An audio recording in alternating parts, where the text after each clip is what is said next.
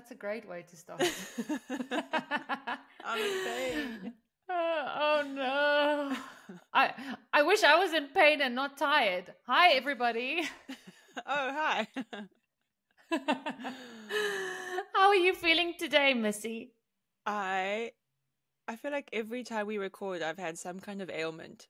And this one's appropriate this time as well. Last time it was because I felt like I was hungover and we spoke about alcohol. And now I'm very aware of my aging body. And I've got a story that can add to that as well. I am so freaking tired. I cannot even explain to you. We are both sitting here with a cup of coffee, but Gemma has a decaf. Yeah, I baby. stopped drinking coffee quite a while ago, but I'm having a calf, and this is my third calf of the day. So I'm Ooh. going to be buzzing. Yo. Okay, ready to talk. I've had the worst 2 nights. Yes, Sorry. I've got a lot to say.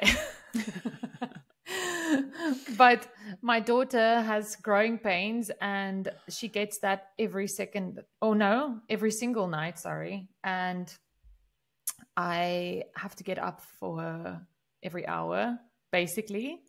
So it's very interrupted sleep. Guys, today, I know I say this every single time, but I am excited for today's discussion. It's definitely just a discussion between the two of us. And it is about medical and cosmetic surgeries and also body alterations. Gemma was laughing at me a couple of weeks ago because we were discussing via text, different topics that we can cover. And I said to her that we should discuss body altercations. And she was like, what? She was like, what are you talking about? Altercations. And I was like, what? Like body altercations. And so we've just been calling it body altercations every time we speak about this episode. And we were so scared that we were going to accidentally say altercations because we've been saying it so much. Yeah, exactly. So what we are trying to say is body alterations. And just by the way, I actually knew that was just a slip of the tongue because English is not my first language.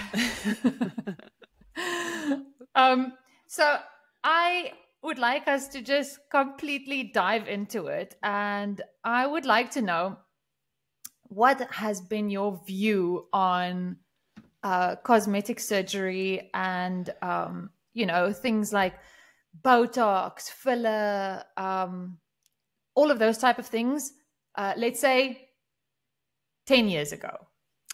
I remember growing up, we used to get the U magazine, South African, with the Huisgenoot, the U magazine.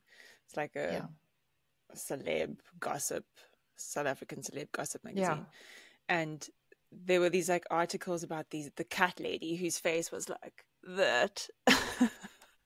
And I just remember being completely repulsed and just thinking, how on earth could you possibly do that? All those like people who would have tattoos all over their faces or piercings or anything like completely outrageous.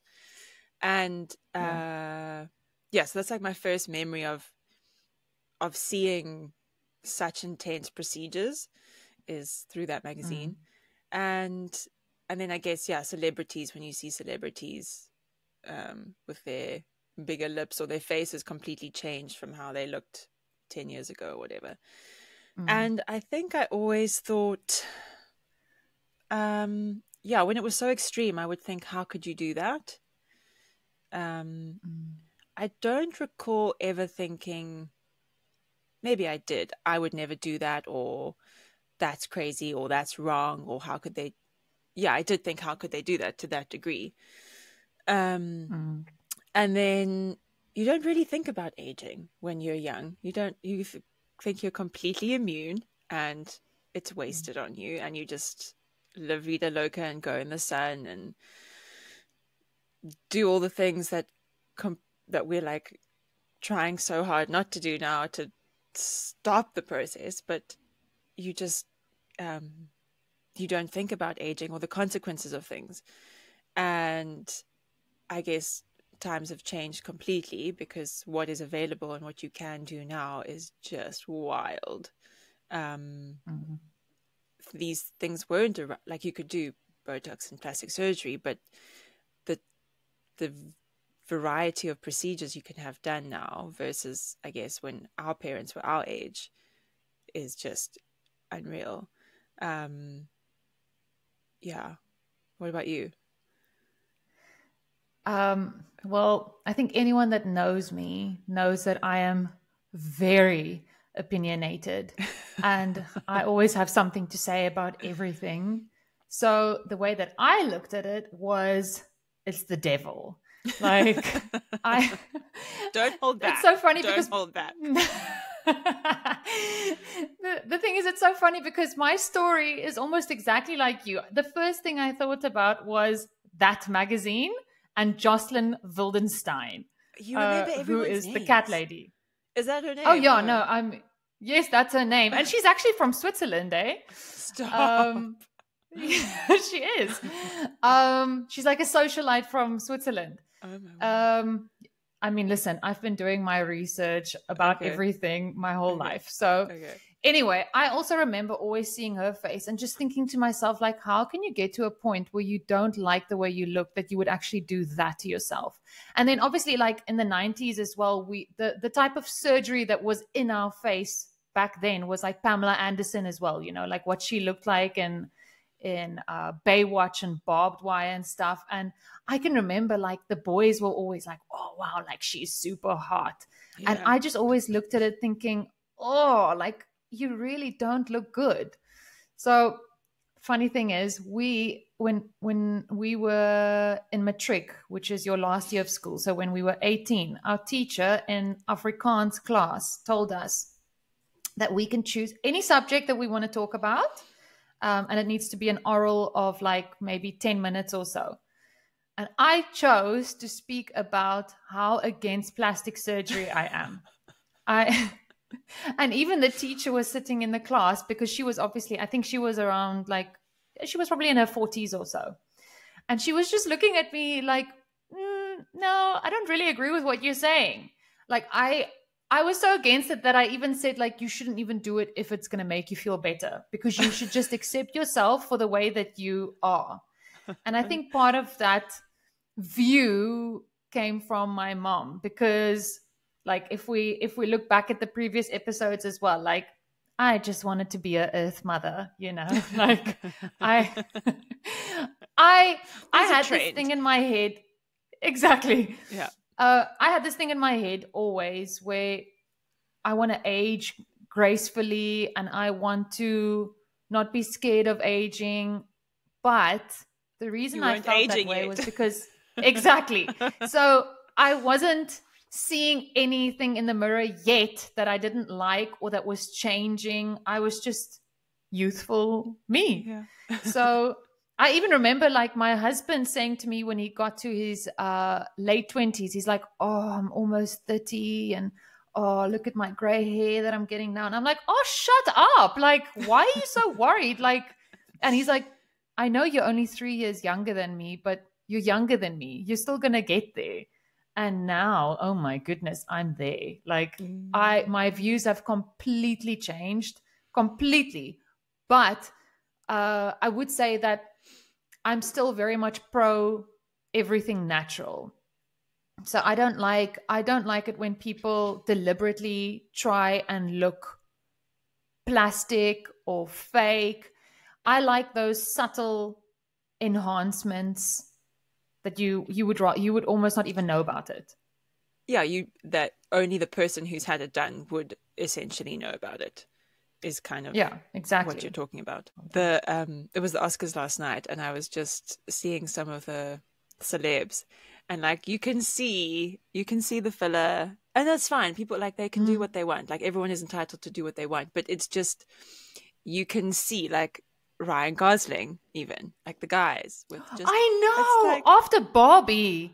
I know, and it makes me sad because I'm like, I know, just be you, says, you know, okay, we're going to get there. But I know. But the thing is with men, especially, like I don't want to like get anyone upset here, but I do feel like, especially with men, just age naturally. Like I don't like it when guys like they do age.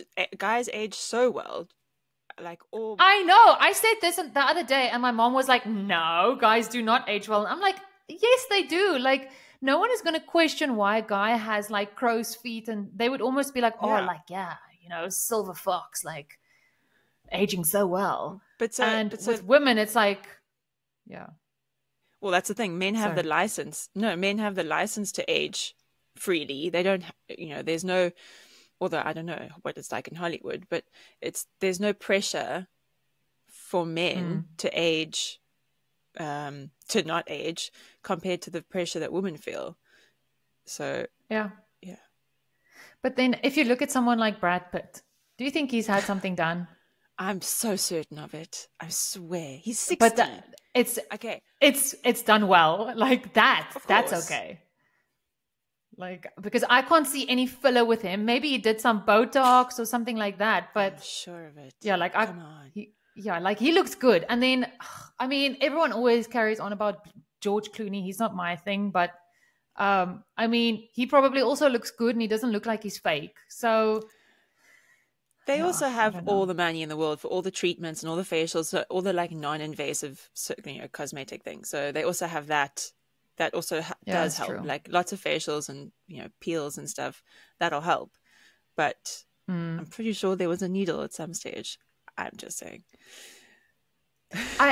Okay, so now I want to know from you. Would you like to go into detail? Like if you've had anything done, what you would have done, and when did it start? So I remember crying the eve before my 30th birthday. And I can't remember any reason in particular other than the fact that I was going to be 30. And I used to be really bad. Well, I still have moments. It's another sort of, we'll get to that in another episode, but I used to be really bad at scratching and picking at my skin. So I had really bad scarring from that, and always had pimples that I would like fuss over and obsess over and like scratch to death. But other than that, I never saw anything else on my face. Like I never saw lines or wrinkles. And then it definitely, I had just before I got married, I had a skin peel because I wanted it to be all like even and smooth. Yeah. And I had 3 sessions of that, and that was really great. I loved that because it worked really well and peeled back the layers. And for the first time in, I want to say ever, my skin felt like smooth and clear. Yeah. And then when I was pregnant, it was during COVID, and I sat outside in the sun for for all the time, and no one told me until the other day, thanks Melissa, that you're not supposed to do that when you're pregnant. It's a bit late, 4 years too late. And when I look back at photos, holy shit, my pigmentation is something to behold. So my skin was pretty bad after I had the twins, and then the year after they were born, it obviously, I don't know, hormones, and I was still drinking a lot and smoking, so my skin was really bad if I look back at pictures. And then I also started noticing the grays. I was like, whoa, okay, here we go, this is happening, I guess. And then it was 2 years ago, I found out that I was the only one in my group of friends who hadn't had Botox. And I was blown away. I'd been thinking, it had been on my mind, but it was just something that was like, once you've tried anything, then it's easy. But it was one of those things that was like there in the distance, but just not like, don't reach for it. But I always thought about it. And when I found out that I was the only one that hadn't had it, I was like, damn, okay, well, I would never have noticed that any of my friends had it. And I knew friends back home who'd also been having it for a long time. Everyone knows who I'm talking about. All my friends listening know who I'm talking about. And they all know if I'm talking about them. And so I went for a consultation. It was like a month before my birthday. And I mean, obviously the guy, they also just want to make money off you. So you like, you walk in there and they make you feel like your face is falling off kind of thing. Yeah. You could use for a bit of this, that, and this, that, and the other. Yeah. And I was like, and also I'd read that like you could die from Botox, or like, you know, I had read that someone had died. And so I walked into the office, and the secretary, the guy who's the secretary, he's my buddy now, but I told him, I was like, I really don't want to die. He was like, you're going to die, but you're not going to die here. You'll be okay. And so and in my first session, he had a trainee who was like, this guy was like 50 years old training. So the guy that did the Botox for me had a trainee watching him, and the trainee was like 50 something. It was all very weird. And did the Botox, and I was really happy with it. Everything went well. I was like, oh, this is so fun. Like, definitely like the Botox. And he also said, yeah, no, that's the thing. It takes one time. And then after that, or in that first consultation, he said, you could benefit a bit from a bit of filler over here. And I was like, oh no, filler is something I'll never touch. Like, no. Like, we stop at Botox. That's, And then I started to obsess over like these lines. And I was like, oh my gosh, my face is falling down. It just like felt like that. And so when I went for my like checkup to see that everything was fine, I made an appointment for like filler in these, what are they called? Nasolabial. It's a really not nice name to say. Yeah, exactly. Like that goes down to your mouth. Yeah. And I was like doing all the flicking things and like all the face massages and stuff. I'm so happy I'm not the only one. It's ridiculous. Okay. Had the filler done in here, and it kind of looks a bit like you've like a chipmunk for the first few days, which made me panic. Like that. Oh, it's a bit swollen. Yeah, I guess, before it all like settles. And then I did another like really intensive deep peel, which was a 3-month process, and like every 3 days you had to put on this mask, and like I was pulling off sheets of my skin. That one was more intense than the one that you had before your wedding, right? Because I can even remember do you know what that one is called? I don't. It's so hard to. Is it Fraxel? I have no idea. I mean, like I said, I'm not the one that does the research. I read Botox will kill me, and then I was like, okay, I'm not going to Google anything ever again. Okay, yeah. So I don't recall what it was called, but that one was really intense. Like in the chair, he did, he put the mask on, and for the whole day, I had to have this stuff on my face with like when you take a sheet mask and you put the sheet mask on. So the sheet mask was on top of the stuff on my face, and I had to keep it on until 8 at night. And I had to fetch the kids from school like that. And they were like, Mama, no, take it off. What did the people say? Did the teacher see you? Yeah, it was pretty bad. Like, so, hi, my kids. I'm their mother. It's promised it's me. I've got a photo of it. Oh no! So it's just Freddy Krueger coming to pick up the kids. He's here. Wait until you see the picture. Is it Freddy Krueger or is it Jason? It's Jason. Jason. I don't know. Oh, vey. Shit, the things you do. Oh, anyway. So then you do that, and then afterwards, every 3 nights you have to put on sort of a lower dose of the first stuff that he put on. So I would put it on the evenings, and then it takes like 2 days, and then you peel off that layer, and then once that layer is peeled off, then you do another night of putting on that stuff. And so every second day when I would have these like big pieces of skin coming off, the kids were also like, what is happening to your face? Like Scout was like, I don't like your face peeling. I don't like it. Anyway, that one was really effective.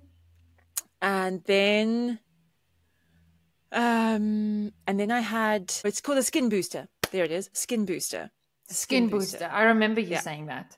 Mm-hmm. And so that sounds like, it sounds like you're boosting your skin. No, it's filler, but it's like, he says it's in the very top layer and it just lifts it. And I'm like, I don't want to look weird. I don't want my face to change. And I don't want, I don't want my face to change, but I was intrigued. And so I was Googling before and after skin boosters, and it was very, very subtle in the people who'd had it done. So I had it done, and that one freaked me out because he put like the needle, I don't know the right terminology, but he put like needles like in here, and he gave me tennis balls to squeeze, and I was just like, what are you doing, Gemma? What are you doing, Gemma? And it was filler. Yeah. And the first like week, 2 weeks, I was like, what have I done to my face? Like I looked so weird. And it did settle down and it did go away, but I won't do that again. That freaked me out a bit too much. And so the whole did you not like the results of that? I guess once it wasn't as visible, I was fine with it, but I was just so freaked out by how far I'd gone at that point and how I looked before it sort of settled, that I don't feel the need to do that again. Like I've tried it. It doesn't appeal to me. And it's not, I don't feel like I need to right now. I don't know. Maybe I'll change my mind. And then the next time I did Botox, so I'd now at this point done it twice. This was now my third time doing it. So now I'm like, okay, I know this. I know what we're doing. I know the procedure. Easy, land the chair. And I have it done. And 3 days later, I wake up with like half an eye in my left eye. And my dad is an optometrist. And so like anytime I have an eye issue or something in my eye or an eye infection, I phone him or I message him and I say, what's going on? And so I messaged him, completely ignoring the fact that I've just injected poison into my face 3 days prior. And I was like dipping my face in ice water, couldn't work out what it was. And then ding dong, realized, okay, it's the Botox. And the next day it was worse. And the day after that it was worse. And I started to panic because it was like that. And when I Googled, I Googled incidents of people that this has happened I've seen this woman that you're going to mention now. And I found this one woman and I was just like, holy shit. It was so bad. The poor woman. Mine, I don't think ever got that bad, but because when I've had Botox, I get like this dull ache around my head, like around here, like it just feels like the first time was really bad. After that, less so, but I can always feel like there's like a dull pressure, and I would get so sleepy in the afternoon because I couldn't keep my eye open. Like it was pop. And I was like, okay, all right, we have gone too far with all of this. And eventually it rectified after like 2 months. It slowly got better. 2 months? Yeah, we could still, like, I could see it. Other people probably wouldn't have noticed it, but I could see the difference after that long. And I've since had Botox again, and I said to the woman, I was like, I don't want this to happen. Can we just no sinking eyes, please? And I feel guilty for getting it because I I want to age gracefully, but I also am like, you're supposed to accept your body. I'm still trying to accept my body, and I'm like, oh my God, now I have to I'm still trying to accept my body. Now I have to accept my face changing already. Like, whoa, there wasn't enough time. I need more time. And I know. I want to not want Botox. That was what I heard Glennon Doyle saying on her We Can Do Hard Things podcast. And I like that idea of, I want to not want it. I want to not have to get it. I want to just accept my face and let my face do its thing. But it's also difficult when you have started doing stuff like this. And also, if you get confronted with everyone else around you, your age, looking like they're not aging, you know, because they're getting those things done. And also, everyone's skin is different. So you might you might just age quicker than others. I mean, we'll come to my procedures and whatnot in a bit, but I am definitely prone to aging faster because I've got fair skin. So I've got like freckles and stuff. So I definitely think that type of skin will age faster than, you know, someone who has darker skin. So for sure. Yeah, it's hard not to compare yourself, unfortunately. Like, and that's the thing. I think it's definitely a mental thing where you have to just sit back and be okay without comparing yourself to anyone out there. That's what I mean. You're like still trying to accept yourself, but in the meantime, you're changing, and other people around you may not be changing, and so like there's just, you can't keep track. I just feel and it's the thing is exactly, and it's like it's not just one thing; it's a million things. Because if it's not your face, then it's your hair. If it's not your hair, then it's your body. If it's not your body, then it's your actual life and where you live and what you do, how you raise your kids, everything. So the thing is, I completely agree. It would be great if you can just be okay. But how do you do that? I think that's the question. Like, how do you actually get to a point where you can just be like, okay, I'm fine. Like, I don't need to do anything. And it's hard. And especially the reason why it's hard is because you've looked at your reflection your whole life, and to start seeing like these changes in the mirror, and then it ends up not feeling like you. Exactly. That's the thing. Yeah, that's the thing that like I struggled with the most, because for me, it's so weird. I wonder if it's a mental thing, because for me, it also started at 30, smack bang 30. Like I remember 2018, that's when it went downhill. Like, and it went downhill fast. Okay, tell us. Okay. So I had my first child when I was 28, turning 29.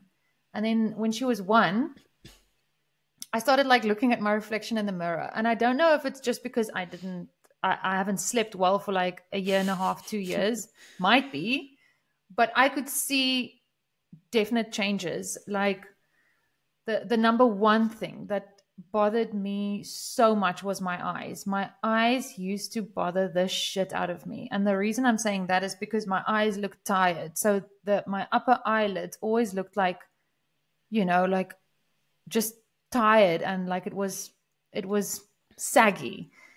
And then as the years passed, it obviously got worse. It's not going to get better.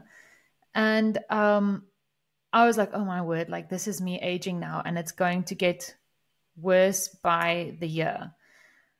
And I started wondering, like, why am I the one that's looking like this? My mom doesn't look like this. My mom looks, you know, very awake, and my mom has not had anything done to her face ever. And I think my mom looks good for her age. And then I looked at my dad, and I was like, okay, well, that's why. when my dad smiles, like his eyes closes. So that's kind of why I got the saggy eyelids. And I kind of, told myself, okay, I need to just deal with this. Like, this is just, who I am now. Because as I said before, I never had any intention of doing anything to my face ever. For me, it was rather, how am I going to make myself look more youthful naturally? So I was buying gua sha, and I was buying different creams, and I was going for facials. And obviously nothing is going to help because it's loose skin. Nothing is going to help. You might look a little bit more glowy and radiant, but your saggy skin is going to stay. And then, like, in the beginning of last year, I started toying with the idea of getting Botox after I heard that you got Botox before. If you didn't tell me that you got Botox, I would probably be like, oh, I'm not going to get Botox, because I just felt like that was such a taboo. Like, that's not something you do. I don't know why I had such a big thing in my mind about Botox. I was just like, that's an extreme thing to do. In my mind, it was very extreme. And then I think it was around March. No, it was earlier. Maybe January last year. I went for a consultation with a doctor, and I asked him whether Botox would help lift my eyelids. So if they maybe injected like above my eyebrow, if maybe that would, like, just lift it a bit. And the guy looked at my eyelids and he's like, nothing is going to help except surgery. And I was like, oh, you are joking me, because I want to do something about this. And he's like, I'm sorry, but you can do stuff with Botox not to look, wrinkly, but you're not going to be able to get rid of the loose skin. And then I started going for consultations at different doctors, because I wanted an answer and I wanted it quick, but I wanted them to tell me anything but surgery. And there was this thing called the Madonna eye lift, which is basically like laser. I forgot now exactly what it is, but it's like little dots, laser dots that they put on your eyelid, and that basically makes your skin react and then tighten. So it will tighten the skin up, but I don't think it lasts very long. I think that probably lasts as long as Botox, or maybe a little bit longer. So then you're going to end up just going back. And also, that requires a couple of sessions. I think it's at least 3 sessions. So you have to go back to do that as well. And it's quite painful. There's downtime, blah, blah, blah, blah, blah. So I was like, okay, this doesn't sound like the thing for me either. So I was like, okay, there's only one thing left to do. And that is a blef, which is the eye. Exactly. That is the eyelid surgery.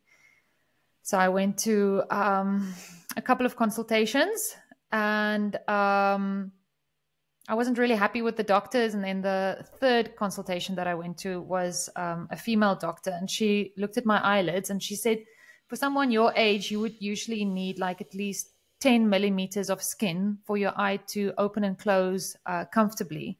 And she's like, you've got 30. So I was like, okay, well, that's why I've got a problem with my freaking eyelids. And she was like, you are a very good candidate to have this done. So I was like, okay, I'm not going crazy. Like, it is actually like, it is a thing. So I booked the procedure, and I went for the procedure in the middle of June. So I went for the procedure. It was super straightforward. I can't remember exactly how long it lasted, but I think maybe at the most 45 minutes. And it's just local anesthesia. So basically what they do is they just, you might have to look away, because I know you are very queasy when it comes to these things. They basically inject you all around your eye.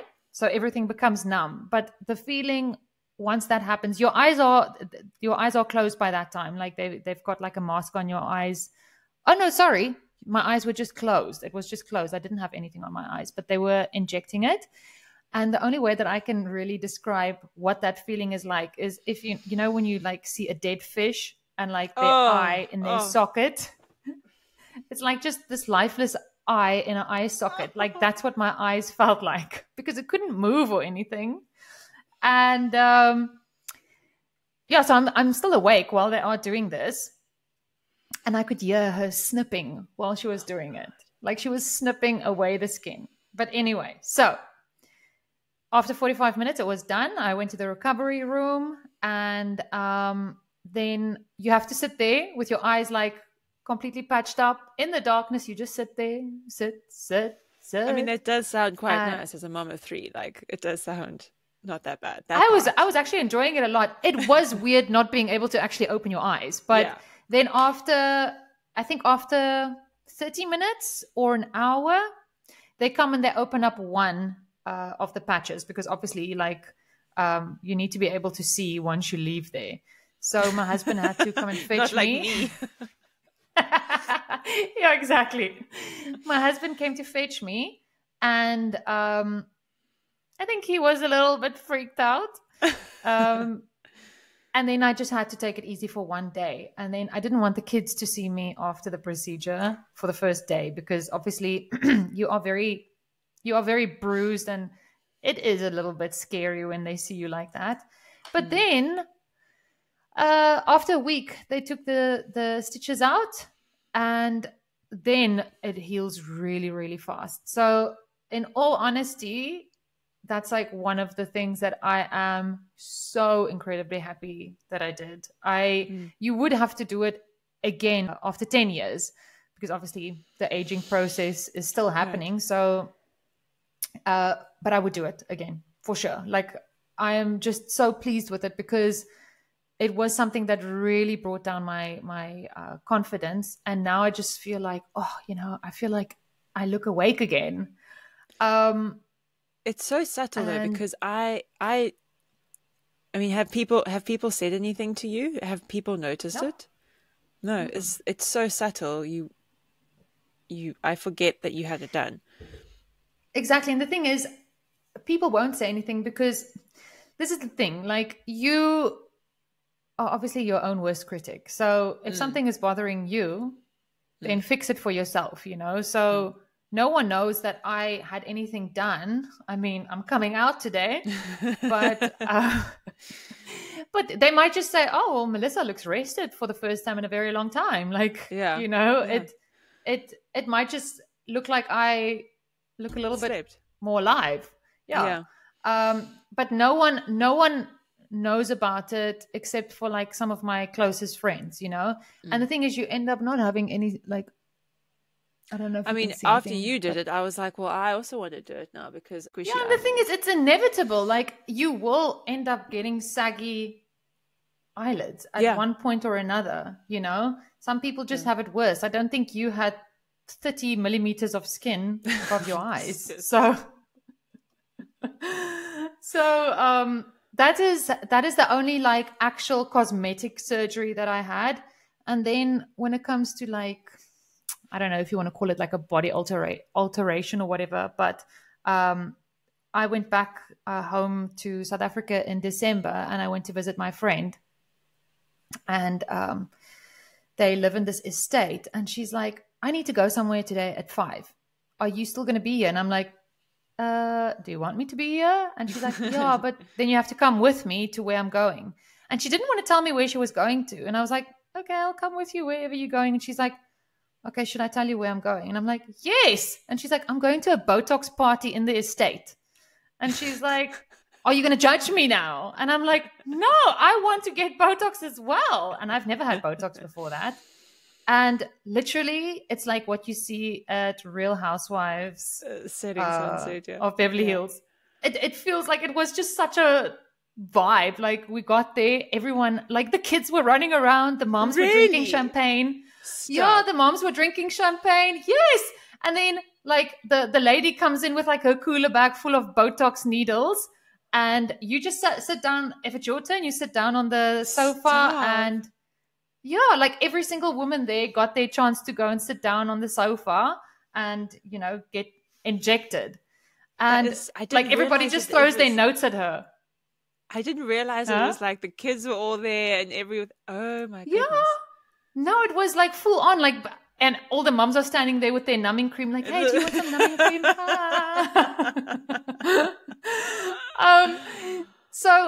But the thing is, like, I have to say, if if you get into Botox, like just fly to South Africa and get Botox. Holy shitballs. It's so cheap. Like I don't know how many units it was. I'm not good with these things, but obviously because I've never had it before, I said the only part that I want to have done is my forehead, because I'm okay still with, like, I mean, other people might tell me I need it, but I'm okay. Like, I just wanted Botox for my forehead, especially because it's your first time, so you don't know what to expect. And just take a guess how much that was. 1,000? No, 400 rand. So 400 rand, yes, 400 rand would be 20 euros. Yeah. 400 rand for Botox. Yeah. But okay, bear in mind, I think when you obviously go to like a clinic or something, you'll probably pay more. This woman, obviously, she charges probably a bit cheaper because she's doing like a massive amount of people. So there's probably a bit of discount. Still, but I actually knew the woman. Like I know. And I mean, listen, with all the estates that you have in South Africa, if you tackle one estate a day, you will be a freaking millionaire. So, and I mean, all the little rich housewives, I can imagine they all would do that. So that was my only experience with it, and that's the only time I have done it, which is now 3 months ago. So I actually think I'm due. I can see there's a line. You're gonna have to have a party in Porto or something. in Portugal, yeah. It's definitely way more expensive. Yeah, I think it's probably cheaper to fly down to South Africa to go and do it. Sounds like it. But but I would probably do it again. I'm saying probably. I will definitely do it again. But one thing I personally don't think I would ever touch, and that's not, it's my own thing, is filler. Filler freaks the living shit out of me. And the reason why is just because I feel like there's just such a fine line, because people end up looking so puffy. And I don't think if you do it yourself, you realize, because over time you get used to your own face, and I think that's what happens to celebrities as well. Like you don't see a photo of yourself maybe 6 months ago and then look at yourself now and be like, oh, I see the difference. You see your face in the mirror every single day, so you feel like you're not changing. But people who get these things, and especially where you said this guy injected you, because this is usually where the people start showing when they get the fillers, this part. It looks almost like that. I know mine looked like angular, like it looked like, it was very creepy. Yeah, that kind of freaks me out. And the thing is, that woman even said to me, the one that was injecting me, I said to her, I've got a problem because sometimes my mouth feels like it points down a bit. And she said, below your nose, you are not allowed to inject with Botox. She did inject a little bit, but really? Yeah, she did, but it didn't really make a difference, because she said she injected so little because it's basically like a no-no. And I think it's because this part of your face, I think, needs to show a lot of expression. Yeah, well, because it makes sense. It makes it dead. So you want to be able to talk properly, and you want to be able to. Yeah, otherwise you're going to be like. Yeah, that's like, then what's the point then in that case? Exactly, but that's why they use filler. You're like. You take a sip of water and the water just like dribbles out. So I couldn't do anything there, and that's obviously then when people start using filters, like when you filler, because obviously the filler won't do anything apart from actually filling it up. Exactly. So I feel like that one to me is probably the one that I would skip and that I won't touch anytime soon. But I do think that I would definitely become a regular Botoxer.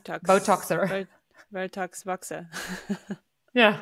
The reason I actually first went is because of the 11s, that like those two lines here. Oh.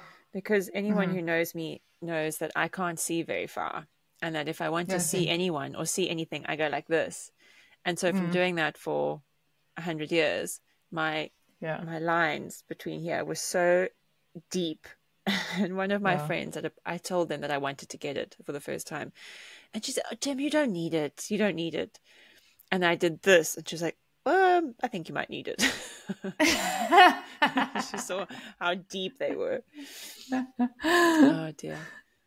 Did it help, though? Because the thing is, what I realized is when I had a line here, I still have the line. The line is just smoother. But I still have the line. It's just you have to look closely to see where it's almost like wrinkled. So I guess that's also where people would put filler, is to almost fill out the line and to plump it up, right? Well, yeah, well, that's why I had it over here, because these lines were really evident. And that's also because everyone has a different facial structure. Everyone's face is different. And so the way that it ages is different. Another thing, and this is something that has always bugged me, and I have been so against since it became a thing, is the filters on your phone. So like using a filter to change your face or to enhance your face. Like, it has always bugged me so much, because it sets a standard, and that really contributes to the whole comparison game, because you're seeing people and that's not what they really look like. It's because there's a filter. And so you think, oh, they look this way, and they don't. And sometimes when people put a filter on, and I look at them, and then, you can try the filter, and I try it and I do it to myself, and I'm just like, holy shit. Like, how can you take yourself seriously when you're putting on such an extreme filter? And we all have bad days. Hello, I've done the stuff. I get it. Why are we so not okay with seeing and showing ourselves as we are? Because it should be able to help others be like, oh, they're a real person. And we know that people don't wake up looking, like that. People wake up and they do their face. Everyone looks a little bit crap in the morning, and everyone has bad days. So when you see people putting on these filters, it's just, it's infuriating for me. That then makes people go and change their face so that they look like a filter. They get the smaller nose and they get the bigger lips and they get all the things so that they look like a filter. That's not good or real. No, I mean, listen, I completely understand what you mean, but I'm also guilty of the filters, because I mean, back in the day more than now, but so when was it? Maybe when my eyes were really bothering me. I can remember, like, there was this app which I don't have on my phone anymore, because now I look back on it and I'm like, what the actual F was I thinking? Did I actually think people would think this is my face? But the app's name was Face App, and you literally end up looking like a Hollywood star when you put that thing on. Like, you panel beat your freaking face. It is, it's literally like smooth, and the makeup is like, ew. And I literally put that on my photos, thinking people would think, hey, Melissa's looking really good. It was so obvious. And then the Instagram filters as well. The Instagram filters, freaking hell, I use them every single day. And I don't know when when I clicked like, hey, maybe you shouldn't be doing this as much, because some of the stuff ended up not even looking like me. Like, my eyes would look bigger, like her, and my face would be narrower. I am still guilty of sometimes now using stuff that doesn't change my face shape, but it changed my skin texture. And I know I need to stop, but some days I really do not feel really great to show up. And obviously that's what you just mentioned as well.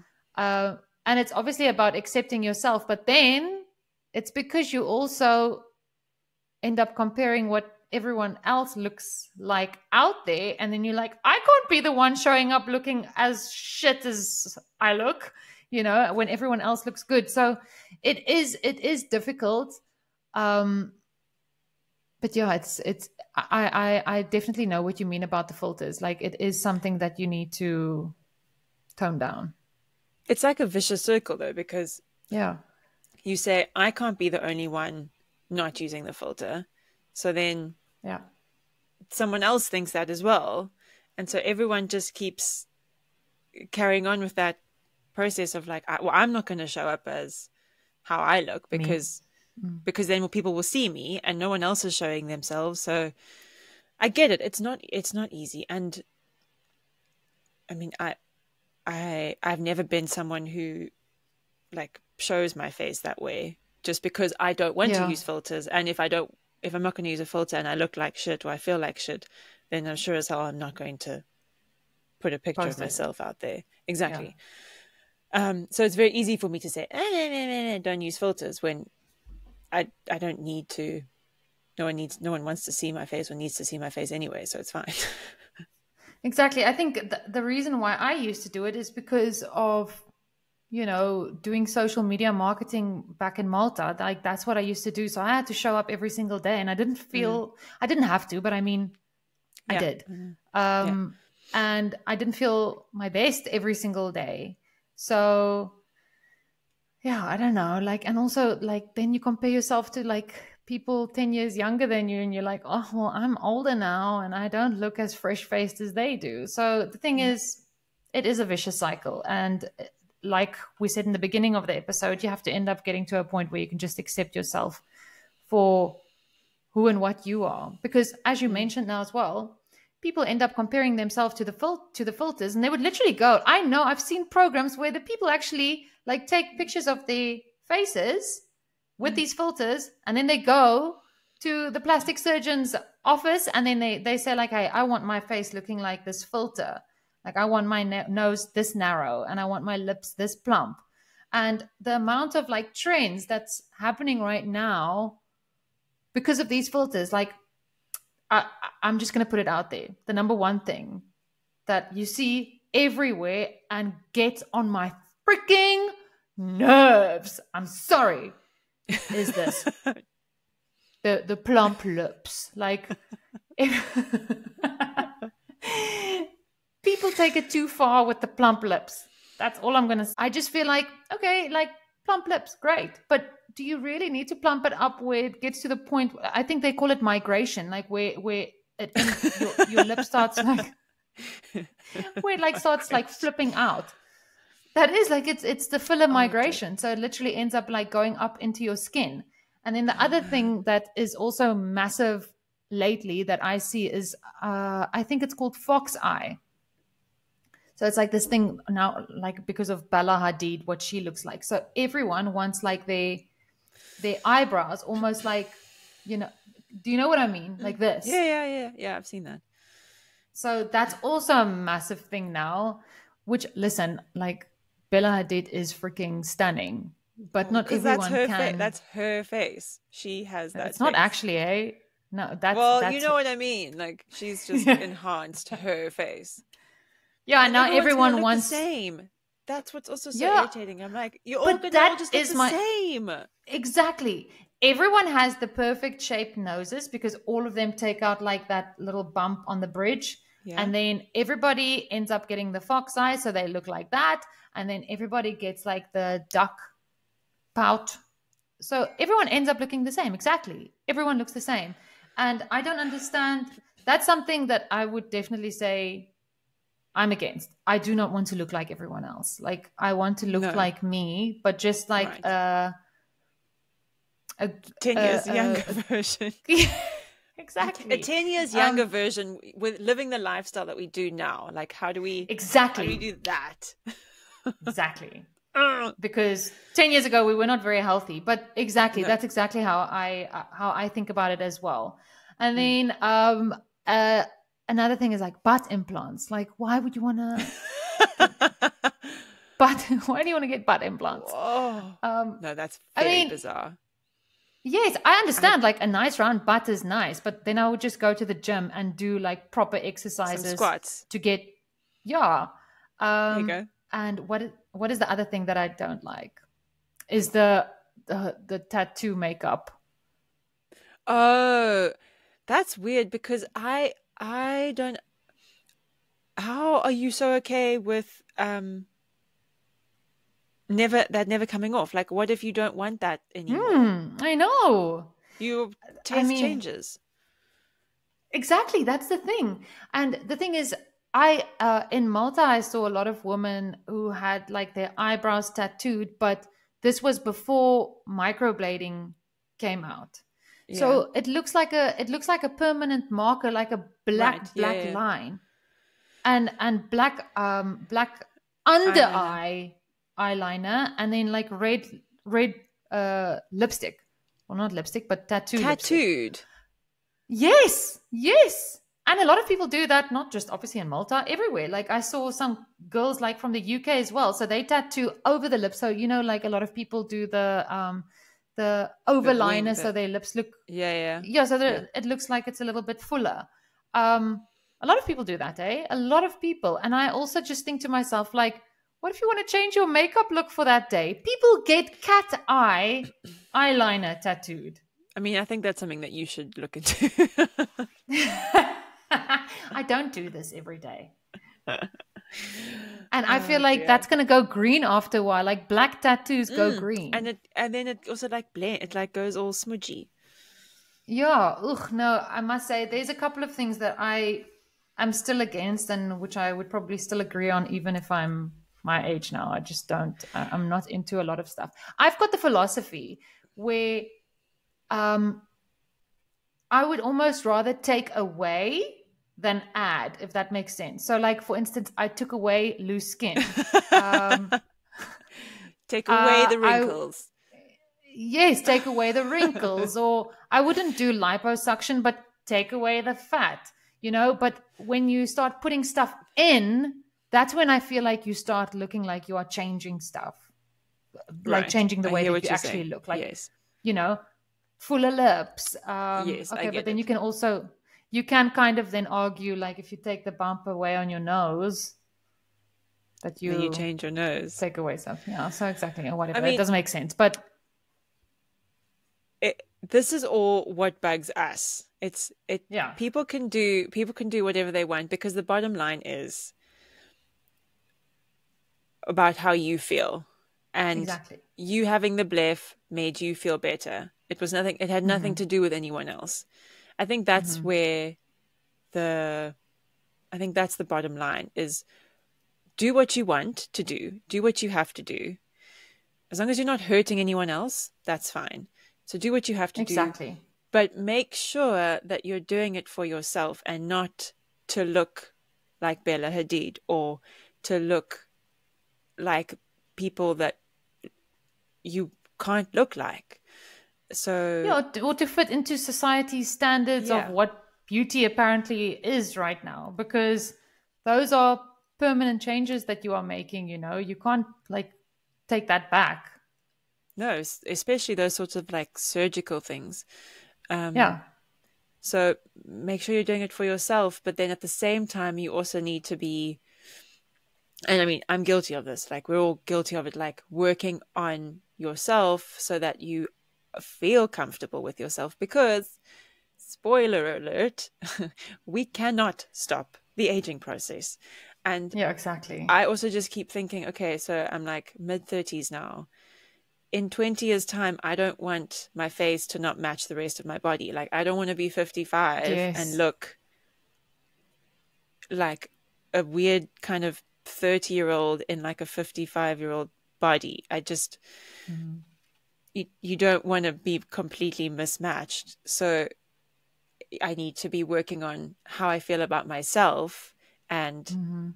that the exterior is just the exterior and how that looks, it should be how you feel about yourself. That's what's more important. Yeah. So, I completely agree with you. I mean, can you remember? I don't know if you can remember when you and I were cycling through Geneva and there was this one woman that we passed, and she was probably in her 50s or 60s, and both of us like just looked over our shoulder and uh, we were like, oh wow. And we didn't even oh, like say yes, why. Can yes. you remember? And we didn't even say to each other, we didn't tell each other like why we said wow. We just both said wow. And then we both agreed like, wow, she like, that's what you almost need to strive for, because she just looks like she embraced aging so naturally, so and like she looked yeah. so amazing. And I mean, she probably was in her 50s or 60s, but she embraced her age and she looked amazing. I know, that's what I want to look good for my age, but I want that to be as natural as possible. Like, I don't want to look great for my age because I've done all the stuff that makes me look not my age. Yeah, exactly. I completely agree. Ugh, but I think we can probably carry on about this subject for a very long time. until we are 55. Because today was probably one of the longest chats that we have had. But if you are still sticking around, then we would like to say thank you for listening to our babbling about body altercations. Guys, if you would like to listen to the audio version of our podcast, you can head on over to Spotify, and our video version will be available on YouTube. Woohoo! See ya!